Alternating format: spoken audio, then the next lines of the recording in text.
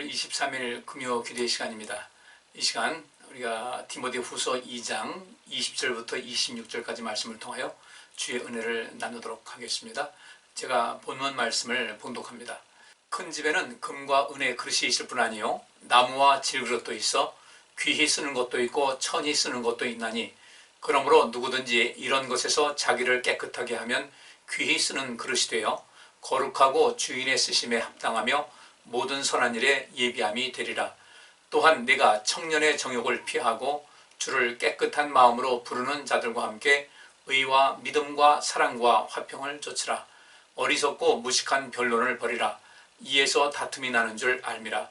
마땅히 주의 종은 다투지 아니하고 모든 사람을 대하여 온유하며 가르치기를 잘하며 참으며 거역하는 자를 온유함으로 징계할지니 혹 하나님이 저희에게 회개함을 주사 진리를 알게 하실까 하며 저희로 깨어 마귀의 올무에서 벗어나 하나님께 사로잡힌 바 되어 그 뜻을 좇게 하실까 함이라. 아멘. 오늘 이 디모데후서 2장에 있는 말씀 통해서 함께 주의 은혜를 나누게 될 텐데요. 오늘 저는 이 말씀을 통하여 5가지 주제를 이제 말씀드리고자 합니다. 시간이 길지 않기 때문에 이제 부지런히 해야 될 것 같은데요. 첫째는 금그릇, 은그릇, 나무그릇, 질그릇의 의미는 무엇인가에 대해서 먼저 말씀 살피고요.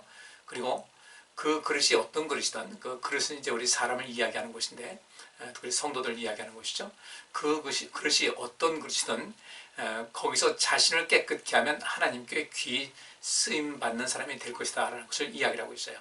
그러니까 겉으로 볼 땐 금그릇 같은데 분명히 금그릇인데 그 자신을 깨끗게 하지 못하면 그 금그릇이라도 아무 의미가 없는 것이고 뭐 나무나 또 이렇게 토기로 만든 그릇이라 할지라도 자신을 깨끗하게 하면 하나님께로부터 귀하게 쓰임받아서 주께 영광 돌리고 또 삶에서 큰 복을 누릴 수 있다는 것을 말하고 있습니다.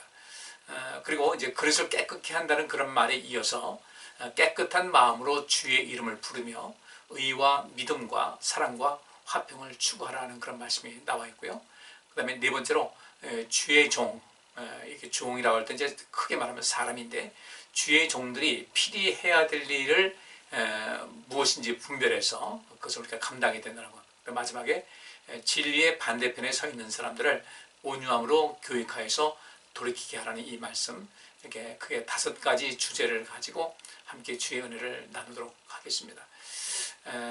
우리가 이제 이 본문 말씀을 이제 자주 접해요. 설교하시는 분들 보면 이런 얘기를 많이 하면서 여기 이제 20절에 큰 집에는 금과 은의 그릇이 있을 뿐 아니요 나무와 질그릇도 있다. 그리고 그 가운데서 귀 쓰는 것도 있고 천이 쓰는 것도 있다. 이렇게 되니까 이것을 그 이제 금, 은 이것은 완전히 귀한 것으로 여기고 그 다음에 나무 또 이게 질그릇 토기로 만든 거죠. 흙으로 만든 것인데 이것은 이제 천하다.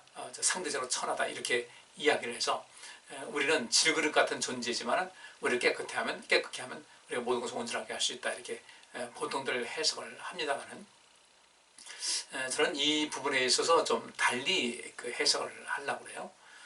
사람에게는 그 어떤 부분에서 그 자기 안에 금그릇 같은 부분도 있고 은그릇 같은 부분도 있고 또 이 나무그릇 같은 그런 부분도 있고 질그릇 같은 그런 부분도 있습니다. 우리는 각각 그것이 어떤 것이든 간에 그것을 우리 자신을 깨끗게 해서 주님께서 쓰시고 할 때 그러니까 우리가 집에서도 예를 들어서 손님이 오신다고 할 때는 그릇을 준비하지 않습니까? 또 우리가 식사를 할 때도 마찬가지죠. 식사한 다음에 깨끗이 설거지하는 것은 무엇이냐면 다음을 준비하기 위해서 하는 것이거든요. 그런데 그 분명히 이전에 썼던 그런 그릇인데 쓰지 않고 거기다 다시 음식을 담을 수 없잖아요. 그러니까 우리가 주님께로부터 쓰임받고 주님께로부터 또한 이렇게 사랑받는 가운데 주님의 사람으로서 주님의 종으로서 청지기로서 인생을 온전하게 살기 위해서는 항상 우리의 그릇을 깨끗게 해야 된다는 것을 우리가 먼저 아셔야 되고 그러면 여기서 이 금그릇, 은그릇 또 나무그릇, 질그릇이라고 이렇게 할 때 저는 이 바울이 이런 이야기를 왜 했는가를 곰곰이 생각해 봤어요. 그리고 이제 그 생각하는 가운데 이렇게 제가 나름대로 이제 정리를 했는데요. 당시 이 바울이 디모데에게 이 편지를 쓸 당시 그 당시에는 그 사회 로마 제국하의 그 사회에 분명히 신분에 차별이 있었다는 것을 우리가 알 수가 있죠. 뭐 지금도 그 인도 같은 데는 뭐 카스트 제도라고 해서 맨 제일 천한 그런 사람들 불가촉 천민이다. 그런 절대로 접촉하지도 말고 말도 섞지 말고 만지도 말아야 된다.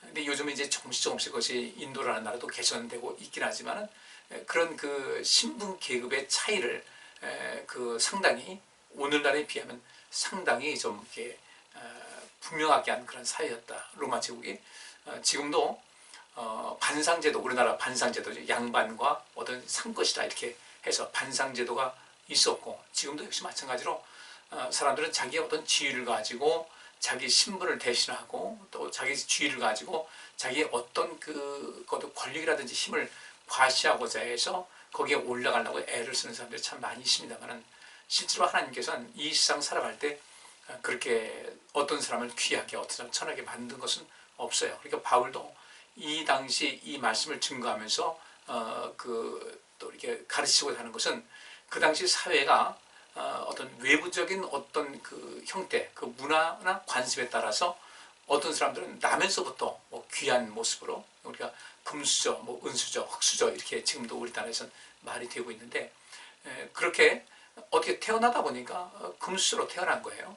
또 그 이전에 그 금수저를 낳은 그 사람들은 뭐 어떤 이유에서든지 안에 해가지고 어떤 상당한 지위를 얻고 권력을 얻고 어떤 상당한 높은 신분을 유지합니다. 근데 그것은 하나님께서 그 신분을 그렇게 말씀하시고 정한 것은 아니죠. 단지 그 당시 사회가 그렇게 만들어놨다는 겁니다. 지금도 역시 마찬가지로 그렇게 그런 어느 정도의 부분이 있어요. 뭐 사람 위에 사람 없고 사람 밑에 사람 없다고 하지만은 분명히 어떤 권력이라든지 재력이라든지 어떤 지식이라든지 이런 것을 가진 사람들이 그 가진 것을 가지고 좀 더 그 하나님께서 원하시는 그런 아름다운 인생, 강자가 약자를 돌보고 또 가진 자가 또 안 가진 자를 돌보고 또 식자가 또 이렇게 무지한 사람들을 돕는 이런 것, 이것이 바로 복음을 증거하는 것인데, 그렇게 하지 않는 경우가 왕왕 있다는 것이죠. 그러니까 그 당시 이 로마 제국 당시에는 오죽하겠습니까? 그런 가운데 어떤 사람들은 그 아주 귀한 신분으로 높은 신분으로 해서 온갖 권세를 다 누리는 사람이 있는가 하면, 그 당시 노예제도가 있었으니까 그 어떤 사람은 노예로 태어나가지고 평생을 그 신분에서 벗어나지 못하고 고통스럽게 살아가는 그런 사람이 있다는 것이죠. 교회에도 이제 그런 사람들이 있었던 거예요. 교회도 역시 마찬가지로 천하게 여김받는 사람이 있었고 또 귀하게 여김받는 그런 사람이 있었는데, 바울은 그렇게 얘기합니다.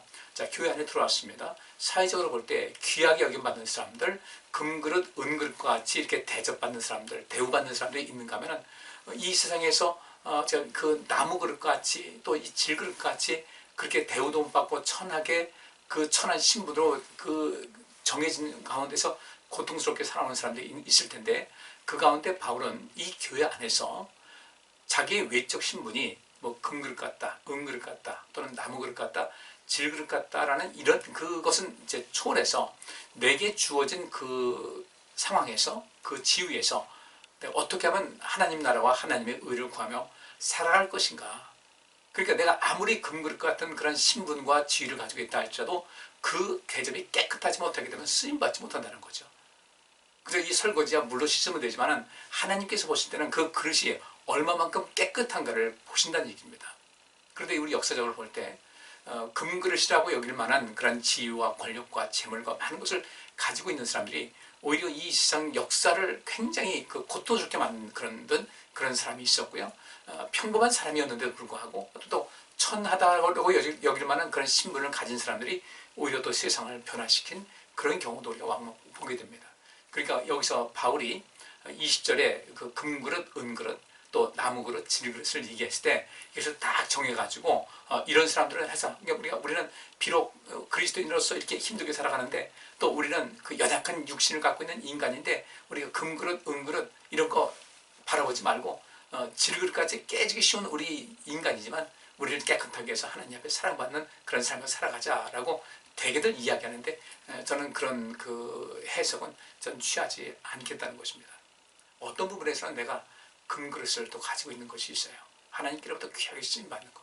그러니까 이 바울이 이 말씀을 기록할 당시에는 신분의 한계를 뛰어넘을 수 있는 어떤 제도 자체가 부족했고 또 여전히 그렇게 힘들게 살아가는 사람도 있지만은, 우리는 내가 어떤 지위에 있든 어떤 신분에 있든 간에 내 자신을 깨끗하게 살게 되면은 내가 담긴 것이 중요하지. 그렇지 않습니까? 내가 깨끗게 해서 주님께로부터 얼마큼 쓰임받는가 중요하지. 내가 뭐 금그릇 같은 그런 존재다. 신분이 높은 그런 존재다. 그러면서도 그 그릇을 깨끗하게 하지 않게 되면 인생은 망가지는 거죠. 부자와 나사라의 그 비유를 통해서도 알 수가 있는 겁니다. 그 부자는 금그릇, 은그릇 같은 그런 존재였는데 나중에 보니까 자기가 아주 비천하게 여기는 그 거짓 나사로, 뭐 하나님의 사랑받지 못해가지고 이렇게 거지같이 산다, 게을러서 그렇다. 물론 나사로가 어떻게 해서 그런 신분이 됐는지는 나와 있지는 않지만, 그러다 그 나사로가 아브라함의 품에 안겨 있는 거죠. 왜 그랬을까? 그런 질그릇같이, 나무그릇같이 남들이 볼 때 하찮은 그런 신분의 사람이었지만, 그런 어떤 이유에서인지 바꿔 말하면 깨끗게 한 것이죠. 그것을 깨끗게 한 것이 되어서 주님께로부터 쓰임받기에 합당하게 됐고, 그 주님께로부터 쓰임받았고 또 충성을 다했고 순종했기 때문에 그런 상황이 됐다. 우리는 우리 삶 자체를 바라보면서, 특별히 이게 계명시대에는 금, 은, 어떤 나무, 또 질그릇 이런 것에 개념이 많이 희박해지지 않았습니까? 그럼에도 불구하고 그러면 그 부분이 아직 남아있는 것이 있는데, 우리는 내 안에 있는 모든 것을 깨끗게 해서 우리가 온전함을 누릴 수 있어야 되겠다. 이것을 우리가 좀 바라보고서 이 말씀을 좀 이렇게 적용하고 또 그 말씀에 순종하고 살았으면 좋겠습니다. 성경이 나오는 어떤 금그릇 같은 경우는요, 모세가 어찌 보면 금그릇 같은 사람이었죠. 또 아브라함도 역시 마찬가지고 이삭도 마찬가지고, 이삭은 아브라함이 워낙 그 권세가 있고 부자다 보니까 대를 물려가면서 그런 모든 것을 가지고 있는 사람이었는데, 그 아브라함이 금그릇 같은 존재, 특별히 하나님께서 말씀하시기를 너로 말미암아 모든 세상에 복을 받을 것이다. 그러니까 너는 이 세상에 복을 주는 사람이 되라, 축복의 통로가 되라는 이 말씀을 아브라함에게 하셨는데, 아브라함은 그렇게 하나님께로부터 모든 것을 부음받은 금그릇 같은 존재였어요. 사람들의 관점으로 볼 때 그 주변의 애굽 사람들도 또 이 블레셋 사람들도 이 아브라함을 함부로 대할 수 없을 만큼 하나님께서 그를 철저하게 보호하셨고 또 지켜주셨고 인정해 주셨는데, 그러니까 누가 보더라도 보면 뭐 여러분들 아시는 대로 이 블레셋의 아비멜렉이 와가지고 당신은 여호와께 복을 받은 사람이다. 그러니까 우리하고 좀 화평의 관계를 형성해서 살자고 할 정도였으니까 그야말로 금그릇 같은 그런 존재 아니겠습니까? 그런데도 불구하고 그는 그 모든 것을 기회를 잃지 않았어요. 부자와 나사로에서 그 부자 같은 삶을 살지 않았다는 겁니다. 부자였는데 그 그릇을 깨끗게 하지 못했어요. 또 어떤 그 부자가 예수님께 와서 영생을 얻으려면 어떻게 되겠습니까? 예수님께서 길을 알려주십니다. 자기는 율법 다 지켰다고 이야기를 합니다. 이때 예수님께서 그에게 하신 말씀이 네 가진 것을 팔아서 가난한 자에게 주어라. 그랬어요. 근데 그 사람은 마음에 근심하면서 떠나간 겁니다. 그러니까 그런 그 자신을, 그 재물이라는 것을 가지고 있을 때 그 재물이 바꿔 말하면 그가 금과 같은 금수저 또는 그저 그릇, 은그릇 같은 그런 상황이었는데도 불구하고 그런 자기 자신을 깨끗히 대하지 못해가지고 예수님께서 하신 말씀이 부자가 천국 가는 것이 낙타가 바늘귀로 빠져나가는 것보다 더 어렵다라고 주께서 말씀하신 거예요. 사울왕 같은 경우는 왕이 됐습니다. 어쩌다 보니까 왕이 됐는데 그런 자신을 깨끗하게 하지 못해가지고 금그릇으로 하나님께서 만들어 주셨는데 그 깨끗게 하지 못해가지고 결국은 비참한 최후를 맞이했죠. 다윗 같은 경우는 그냥 평범한 가정에서 목동이었습니다. 그런데 그는 여호와 하나님을 의지하고 가까이 하는 가운데 나중에 이 이스라엘 역사에서 전무후무한 그런 위대한 왕으로서의 위치를 공고했는데, 그는 그 가운데서 하나님께서 말씀하십니다. 내가 목동이었던 그런 평범한 사람이었음에도 불구하고 내가 너를 왕으로 만들어줬다. 다윗은 그것을 알고 하나님과 친밀한 관계를 늘 유지한 것이거든요.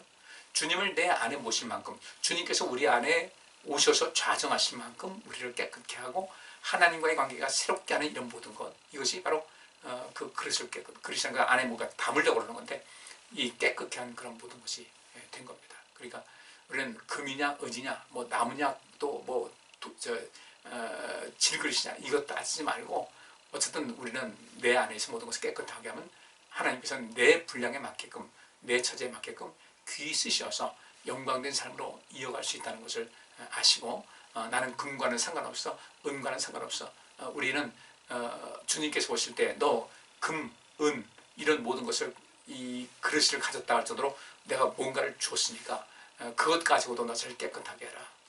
근데 나무와 지그릇은 남들이 볼 때 천하지 않습니까? 막불이잖아요.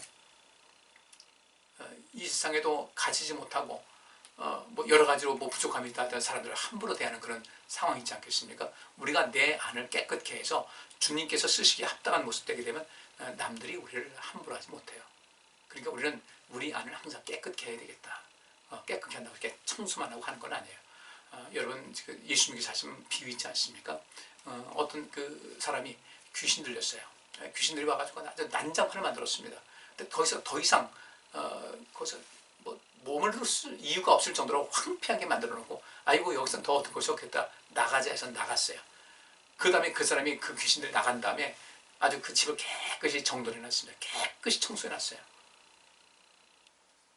근데 이 나간 귀신들이 여기저기 다니다가 마땅치 않으니까 아유 옛날 있던 곳으로 돌아가자 와보니까 깨끗하게 청소는 되어 있는데 그 다음에 아무런 그 귀신들이 더 이상 들어오지 못하도록 어떤 방어와 대책을 세워야 될 텐데 그걸 하지 않으니까 와서 이전보다 더 심각한 지경으로 만들어놨다 그러죠. 그래서 여기서 그래서 깨끗히 한다는 것은 단순하게 정리 정도만 하고 그냥 뭐 청결 상태만 유지하는 그런 것이 아니라 주님께서 쓰시기에 합당한 그런 모습으로 만들어 놓는 것이 깨끗게 하는 거예요. 순결한 마음과 진실된 마음과 그 어떤 사단이라든지 이런 악한 영들이 와서 흔든다 할지라도 절대로 흔들리지 않을 만큼의 어떤 그 영적인 무장과 하나님의 말씀을 또 잘 배워서 어떤 것에도 흔들리지 않은 그 믿음의 든든한 모습을 갖추고 있어야 된다는 겁니다. 그런데 어떤 사람들은 금그릇, 은그릇 같은 그런 존재가 되다 보니까 자기가 그런 그 권세와 뭐 재물과 이런 모든 것까지만 인생 부족함 없이 인생 살 것 같이 그렇게 아무렇게 인생 살다가 부자와 나사로에서 부자 같은 경우가 되고 사울왕과 같은 그런 경우가 되는 경우 가룟유다 같이 되는 그런 경우 바울이 이제 디모데 후서에서 그 얘기를 하죠. 후베네오, 빌레도 이런 사람들 경계하라고 그러는데 다 똑같은 거예요. 처음엔 주님께로부터 금그릇 같은 그런 그 인정받고 이렇게 세우셨는데 그 그릇을 깨끗게 하지 못하다 보니까 나중에 버림받게 된다는 거죠. 오늘 이 바울은 그런 이야기를 하고 있는 겁니다.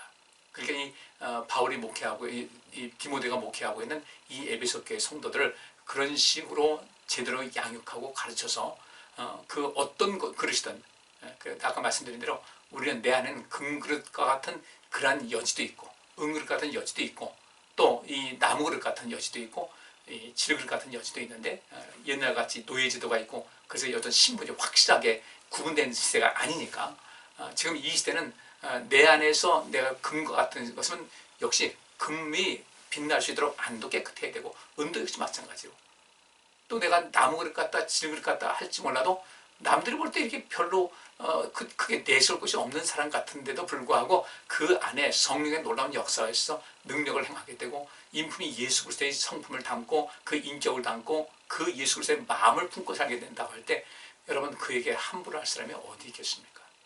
우리 이런 차원에서 오늘 본문 말씀을 좀 이렇게 이해를 하시면 좋겠습니다. 이제까지 우리가 갖고 있던 거 금, 은, 아예 난 상관없는 것이야. 나는 비록 질그릇 같은 존재일지라도 나만 깨끗해 하면 돼. 이런 개념 버리시고 우리는 어떤 때는 금그릇 같은 역할도 하셔야 되고 은그릇 같은 역할도 하셔야 돼요. 끊임없이 자기 개발을 해서 그동안 내가 이루지 못했던 것을 이루어서 남들이 볼 때도 함부로 하지 못하도록 바울이 여러분들 로마 시민권을 가지고 있으니까 얼마나 당당합니까? 바울과 신라가 함께 감옥에 갇혀가지고 그렇게 매를 맞고 감옥에 갇혔는데 그냥 나중에 없던 일로 하자 그냥 가라 하니까 내가 로마 시민권 가진 사람인데 어떻게 해서 나를 재판도 없이 매를 치고 감옥에 가도 그냥 가라고 할 수 있겠냐.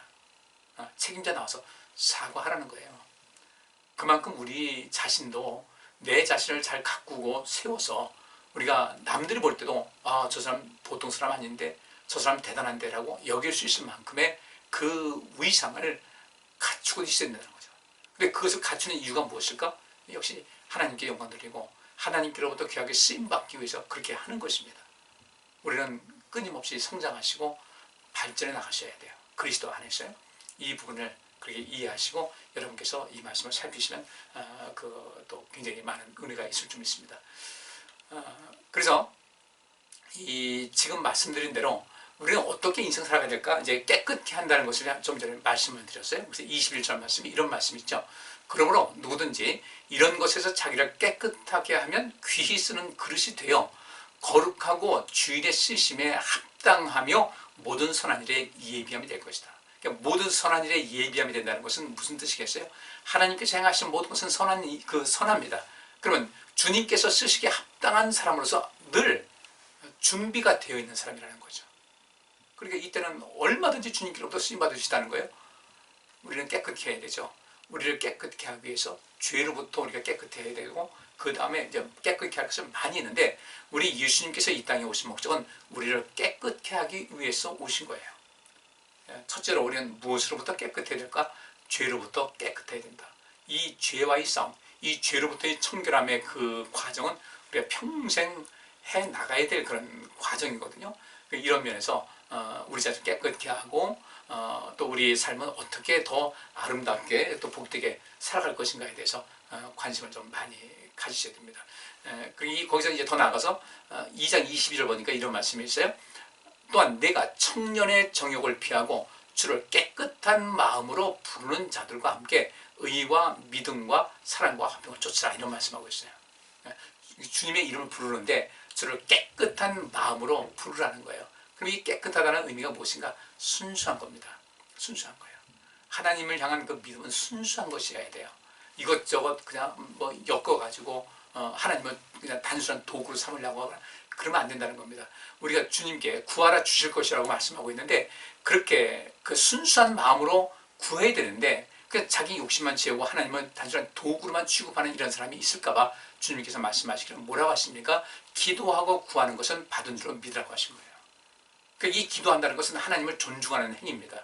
그 가운데 하나님은 존중하고 높이고, 그렇게 그 순수한 마음으로 하나님을 높이고 하나님만이 나의 생명을 주관하시고 나의 모든 것의 주인 되십니다라는 그런 마음으로, 순수한 마음과 하나님을 사랑하는 마음으로 이 무장한 다음에 주님께 구하게 되면 구하는 것이 다 채워질 텐데, 그런 순수한 마음이 없다는 거예요. 하나님을 사랑하는 마음도, 하나님을 인정하는 마음도, 하나님은 내 삶의 주인 된다는 이런 모든 인식도 없이 내가 필요할 때 되면 그냥 간다? 뭐 세상에 이 무당들한테 가는 사람 다 그렇지 않겠습니까? 무당들이 섬기는 신을 뭐 그들이 믿고 있습니까? 그게 아닌 거거든요. 그냥 단순하게 어떤 그 필요한 것을 얻기 위해서 그냥 가는 것뿐인 거예요. 그런데 우리 하나님은 그런 분이 아니라는 거죠. 그래서 이 순수하다는 거, 우리 내면이 깨끗하고 순수한 거, 또 육체적으로도 역시 마찬가지죠. 우리 몸을 잘 관리해서 병들지 않게 하고 상하지 않게 하는 그런 것도, 이것도 이렇게 깨끗한 것이에요. 그죠? 우리 부모님 앞에 갈 때, 명절 다가옵니다. 부모님께 갈 때 그래도 건장한 모습으로, 더 이전보다 훨씬 혼칠한 모습으로, 환한 모습으로 갔을 때 부모님의 마음에 안심이 되지, 그냥 초췌한 모습으로 가게 되면 얼마나 걱정되겠어요. 우리 하나님 앞에도 하나님께서 우리에게 주신 몸이니까 내 몸도 깨끗하게, 내 몸도 안팎으로 깨끗하게 하고 정결한 상태로, 그리고 온전한 상태로 유지하는 것도 역시 마찬가지죠. 내가 병들면은 병든 상태에서 어떤 죄를 크게 힘있게 감당하는데 한계가 있잖아요. 이것도 역시 마찬가지로 깨끗하게 하는 것, 우리의 몸도 마음도 내면 영적인 것도 역시 마찬가지입니다. 또 화재로 불로서 정화됐다는 이런 뜻이 있어요. 구약시대에 그 제사를 드릴 때 하나님께 화재, 불화자입니다. 그래서 물론 태워서 드림을 통해서 우리의 죄를 소멸하시는 이런 모든 건 있는 그런 상황이죠. 그리고 그 깨끗하다는 것은 이 처음에 봄이 되면 이제 나무들 가지치기 하죠. 사과나무도 그렇고 가지치기를 합니다. 그래야 실한 열매가 열리니까, 우리 이제 깨끗하게 하는 것은 그냥 가지만 무성해가지고요, 그 열매가 부실하게 되지 않도록 우리 가지치기를 잘해서 열매를 맺기에 합당한 모습으로 만드는 것도, 이것도 역시 깨끗하다는 의미가 됩니다. 열매는 많이 열렸는데 실하지 않아요? 그건 깨끗한 게 아니에요.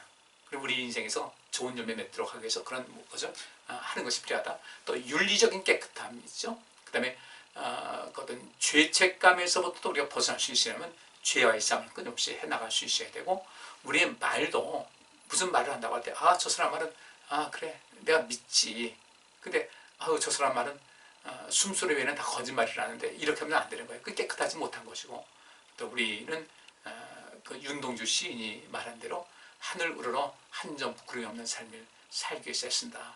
흠잡을 데 없는 모습으로 인생을 살아가는 그런 모습이 있어야 될 것 같습니다. 그리고 또 그런 말씀이 있죠. 누구든지 주의 이름을 부르는 자는 구원을 얻을 것이라고 했는데, 여기 이제 그 22절에 그런 말씀이 있어요. 또한 내가 청년의 정욕을 피하고 주를 깨끗한 마음으로 부르는 자들과, 주의 이름을 부르는 자들은 구원을 받을 것이라고 했는데, 단순하게 주의 이름을 주여가 아니에요. 주의 이름을 부르는데 어떤 마음이 있어야 되는가? 주를 깨끗한 마음으로 주의 이름을 부르는 자들, 이 사람들이 주의 응답 받는 거예요. 그래서 주를 깨끗한 마음으로 부르는 자들과 함께 하나님의 의를 위해서, 믿음의 성장을 위해서, 사랑을 나누고 하나님을 위해서 화평을 하는 이 일에 전력을 다하라는 겁니다. 그러니까 우리 교회도, 우리 교회로서의 그 사명과 기능이 있잖아요. 이 기능을 감당하기 위해서는 우리 모두가 깨끗한 마음으로 주를 부르는 사람들이 되셔야 돼요. 여러분 주변 사람과 어떤 사람들과 만나는가? 귀하면 더 친밀한 사람들은 어떤 사람인가? 주를 깨끗한 마음으로 부를 수 있는 그런 사람들, 이런 사람들과 함께하면 그들이 받는 복이 여러분에도 오기 때문에 그 복이 함께 이어질 수 있는 것이죠. 여러분들 늘 지금 말씀드린 대로 깨끗함이 무엇인가를 말씀드렸는데, 이건 녹화한 것이니까 여러분들 다시 한번 이렇게 깨끗한 것이 무엇이지 돌이켜서 보시면서 이렇게 살아야 되겠다, 그렇게 마음 가지시고 그런 가운데 그 의와 믿음과 사랑과 화평을 추구하는 일에 힘을 다하시기를 부탁을 드리겠습니다. 그러면서 그렇게 깨끗한 사람들은 또 어떤 인생을 살아가는가? 23절에 이런 말씀이 있죠. 어리석고 무식한 변론을 버리라. 이에서 다툼이 난다는 거예요. 앞에도 화평을 쫓으라고 했잖아요. 주의 이름을 깨끗한 마음으로 주의 이름을 부르는 자들과 의와 믿음과 사랑과 화평을 추구하라고 했는데, 이 다툼이 난다는 것은 화평이 없다는 얘기 아니겠어요? 그러니까 우리는 이렇게 주의 이름을 깨끗한 마음으로 부를 수 있는 그런 사람, 내 그릇을 깨끗하게 정돈된 사람들은 어떤 사람들인가? 어리석고 무식한 변론을 가까이 하잖아요. 이제 어리석다는 말은 둔하다는 거죠. 문자가 들어 어리석은 것이고 부주의하고 또 불합리하고 바보 같은 그런 그 말, 그런 상황, 정말 크게 중요하지 않은데 그것이 뭐 막 죽고 사는 문제 같이 해가지고 불필요하게 토론을 벌이고 논쟁을 벌이는 거 하지 말자는 거죠.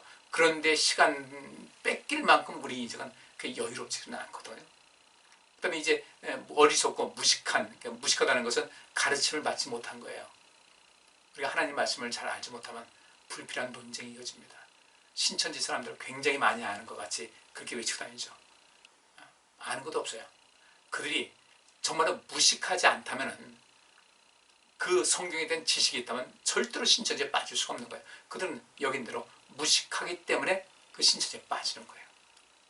그들에게 있어서 어떻게 되지만 알지 못하니까 넘어간 거예요. 알지 못하니까 속임수에 당한 거예요. 사기 당한 거예요. 영혼 도둑질 받은 거예요. 우리는 어떻게 될까? 따라서 이 불필요한 변론을 피하기 위해서는 우리는 어리석지 말아야 돼요. 어리석다는 것이 불합리하고 또 부주의하기 때문에 이 어리석은 것이라는 거예요. 합리적인 사람이 돼야 되고요. 논리적인 사람이 돼야 됩니다. 누가 보더라도 이 합리적인 것과 논리성이 있게 되면 사람들과 비로소 더 많은 사람들과 대화가 통하게 되는 거예요. 또 무식한 사람들이 되면 안 돼요. 배우지 못한 사람 같은 그런 모습 가지면 안 됩니다. 우리는 평생 살면서 많이 배우셔야 돼요. 독서 많이 하시고, 그래서 남들하고 대화를 나눌 때 이 사람 좀 아는 게 많다라는 인식을 줄 수 있도록 이 세상에 대한 이런 모든 지식도, 하나님 말씀에 대한 지식도 갖고 있으면 누가 와서 우리한테 토론하자고 하겠습니까? 안 하는 거예요. 우리는 봐서 이 사람 안 되겠다, 거리 두는 거죠. 그 다음에 24절 보면 이런 말씀이 있죠. 마땅히 주의 종은 다투지 아니하고 모든 사람을 대하여 온유하며 가르치기를 잘하며 참아야 된다. 바울이 이제 디모데가 주의를 하는 사람이니까 이 이야기를 하는데, 여기서 마땅히 주의 종은 하니까 우리 모두가 주의 종, 목회자들 아니에요. 종이라는 것은 둘로스라는 그런 히라버인데, 여기서는 첫째로 이 비굴한 신분의 사람이라는 뜻도 있고요. 또 이제 그냥 사람이라는 뜻도 있습니다. 또 노예라는 뜻도 있죠. 근데 주의 종이라고 할 때 하나님께서 우리를 비굴한 모습만 누르시겠어요? 그런 건 아니죠.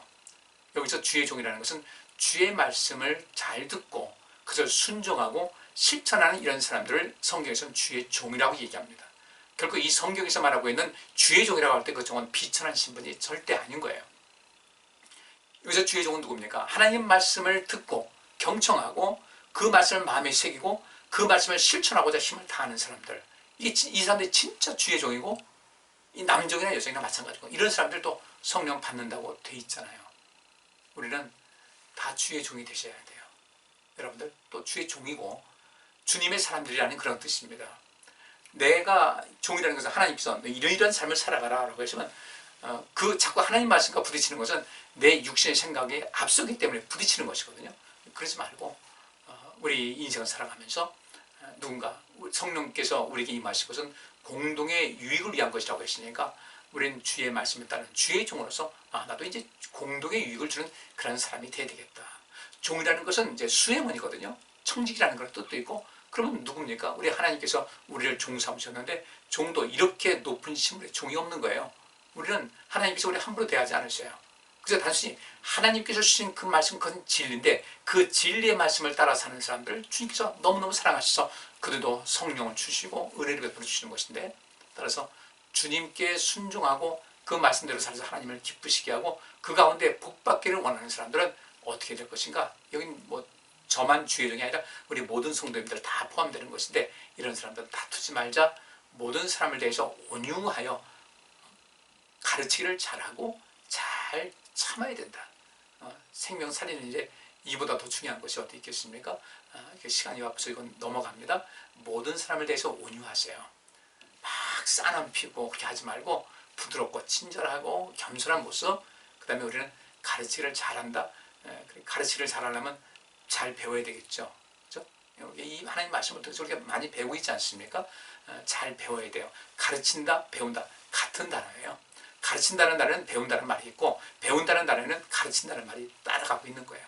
그래야 우리가 온전하게 되니까 앞에 있는 대로 그 어리석고 무식한 그 변론을 상가할 때 그 무식한 변론이라는 것은 배우지 못했기 때문에 무식한 거거든요. 우리는 좀 잘 배우고 잘 가르치는 그런 모습이 되어야 된다. 또 한 영혼을 구하기 위해서 또 우리 하나님 영광을 위해서 잘 참을 수도 있어야 되겠다. 이 말씀을 제가 드립니다.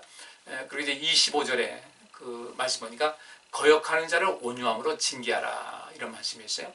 여전히 그 에베소 교회도 이 하나님의 그 복음의 반대편에 서서 자꾸 교회를 어지럽게 하는 사람이 있는데, 그 거역하는 사람들, 거역한다는 것은 반대편에 서 있는 사람이라는 말하는 건데, 이들도 역시 마찬가지. 주의 종은 어떻게 된다고 그랬어요? 좀 전에 있는 말씀 보니까 온유하며라고 있잖아요. 온유하며. 그러니까 우리가 그 반대편에 선 사람들, 주의 진리 가운데 자꾸 빠져나가는 사람들, 그들을 어떻게 할 것인가? 온유한 마음으로, 그 사랑하는 마음으로, 때로는 강하면서도 그 속에 온유함이 반드시 있어야 된다는 겁니다. 그래서 온유함으로 징계하라 할 때 이 징계라는 것은 그냥 뭐 벌을 내리고 그런 것이 아니라 여기서는 어떤 뜻이냐면 훈련시키다, 교육하다, 가르치다, 징계한다는 거예요. 1, 2, 3 원리죠. 1대1로 권고하고, 안 되면 두세 사람 징계하고, 그 다음에 교회의 이름으로 그를 또 이렇게 다시 권면하고, 또 때로는 책망하고 훈련하고, 그래도 안 되면 버리라는 거죠. 그만큼 이 3단계까지 간다는 것은 온유한 마음이 없으면 불가능한 거예요. 우리는 그 주변에 있는 사람들이 혹시 믿음의 원리에서 벗어나는 사람들, 여러분께서 온유한 마음으로 잘 가르치고 훈련시키고 교육하고 때로는 직면도 하면서 그 사람들을 온전케 해야 된다. 마지막까지 그렇게 해야 된다는 거죠. 그 다음에 뭐 다 이루지 못하면 어떻게 하겠습니까? 할 수 없는 것이지. 근데 마지막까지 해야 된다. 그럼 왜 그렇게 할 것인가? 성경이 이렇게 말하고 있습니다. 저희로 깨어 마귀의 올무에서 벗어나 하나님께 사로잡힌 바 되어 그 뜻을 쫓게 하실까 하니라. 마지막까지도 그 절대로 포기하지 아니하고 기회를 주고 그를 돌이키기 위해서 애를 쓰다 보면 그가 혹시 회개해서 마귀의 올무에서 벗어나지 않을까. 그래도 안 되면 어쩔 수 없는 거죠. 우리는 이런 온유함을 우리가 가져야 될 줄 믿습니다. 그 온유함도 마찬가지 주님께서 쓰시기에 합당한 그릇이 되는 거예요. 주의 이름을 깨끗한 마음으로 주의 이름을 부르는 것도 이 그릇을 깨끗게 한 사람만이 할 수 있는 것이고요. 깨끗한 그런 그 그릇으로서 준비된 사람들 절대로 어리석고 무식한 변론을 하지 않습니다. 다툼을 힘쓰지 않습니다. 이 모든 것을 그 그릇을 깨끗게 한 사람들은 어떻게 합니까? 깨끗한 마음으로 주의 이름을 부르면서 그 깨끗한 그릇 안에서 어떻게 의와 믿음과 사랑과 화평을 추구하는 삶을 살아가게 됩니다. 이 모든 것은 온전해서 우리 성도님 인생에 더욱더 복되시고 영광되시기를 주의 이름으로 축복합니다. 기도합니다.